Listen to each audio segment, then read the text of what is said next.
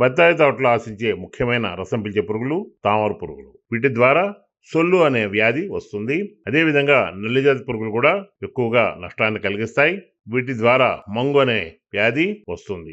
ఈ 2 రసం పీల్చే పురుగులను సమర్థవంతంగా నిర్మూలించుకోవడానికి సింకాల్ లేదా సిన్మైట్ లేదా డీఫోల్డర్తో స్పైడర్సిన్ కలిపి వాడతారు. మరియు రసం పీల్చే పురుగులు ఎక్కువగా ఉంటే సింటారా 75 కలిపి వాడాలి. ఇగురు పూత రావడానికి గ్రోవెల్ పవర్ మ్యాక్స్ మెగ్నీషియంతో కలిపి పిచికారీ చేసుకోవాలి. చాలా ముఖ్యమైన విషయం ఏంటంటే బత్తాయి తోటల్లో సూక్ష్మధాతు లోపాలు చాలా వస్తాయి. ముఖ్యంగా zinc, ferrous, magnesium, boron, manganese లోపాలు చాలా వస్తాయి. వీటి వల్ల సుమారుగా 20 నుండి 30% వరకు దిగుబడి తగ్గిపోతుంది.